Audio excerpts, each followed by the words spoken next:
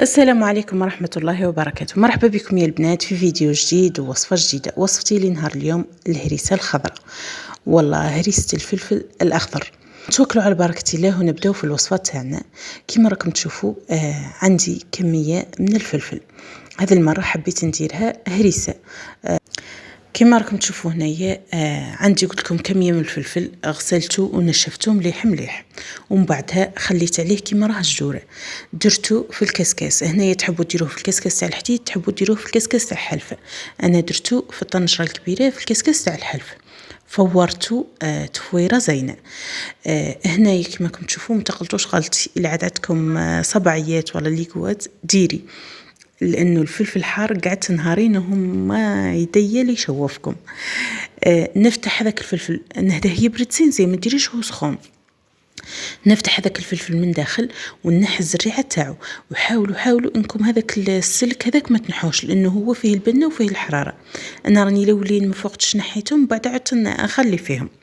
كيما راكم تشوفوا نحو كامل هذيك الزريعه، والسلك هذاك الدخلاني خلوه ما تلوحوش. اللي لاصق فيه الزريعه هذاك حاولي انك تنفضي منه الزريعه وما تلوحيش. وقلت لك استعملي صبعيات، راني نقول ونعاود. شوفوا هنايا راني ذكرت لكم شويه في الفيديو، حاولي انك تمسحي فهمتي وما تنحيش هذاك السلك الداخلاني. بعد ما نقيه نديرو في الاشوار، نرحيه زين حتى يتسمد مليح مليح يولي كيما الهريسه. ومن بعدها نضيف له ملعقه لبس بها ملعقه كبيره نتاع ثوم، ونضيف له الملح، ونضيف له تقريبا نص كاس نتاع زيت كيما راكم تشوفوا.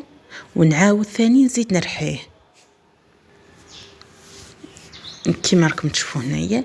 الهريسه تاعنا هذه راها حاله سهله وبنينه، وفي وقفه كيما يقولوا توجد، معناها ما طولش بك. انت فورتي الفلفل وثم ترحيه كيما راكم تشوفوا. الا ما كانش عندك الاشوار قادره ترحيه بالبراميكسور. وهاهي واجده الهريسه تاعنا. هنايا بعد ما كملتها درتها في بنارات ولا في بورتمونجي اللي دسو في الكونجاتور، وزدت قطرت عليها الزيت من فوق. اللي راح ديريها في الكونجاتور دسيها وخلي قلي تاكليها، ما تحطيهاش كامل من فوق فهمتي، باه ما تفسدلكش. خلي كميه قليله والباقيه دسيها كيما راكم تشوفوا. شوفوا الله يبارك الهريسه تاعنا هاي وينه واجده، مطحونه زين وما فيهاش كامل الزريعه بينا نقيناه. تحبي ديريها الا كان عندك فلفل احمر ديريها به، راه تجي هريسه حيه زينه وبنينه كيما راكم تشوفوا. ومغايره على البوفاجوخ بنه، وهذه راها بنه مختلفه وحده اخرى. هنايا راني قعدت نوري لكم فيها. ديريها في كسكروطه تجي تهبل وتجي بنينه. ملحيها بركي زين، معناها ما تبخليهاش بالملح باش ما تجيش صامته. وديري لها الثوم، انا راني استعملت الثوم اللي كنت خادمته معكم كيما راكم تشوفوا. شوفوا الله يبارك. وهنا وصلت لنهاية الوصفة ولا نهاية الفيديو. نقول لكم نتمنى وصفتي لنهار اليوم تعجبكم، وإلى الملتقى أحبتي في الله.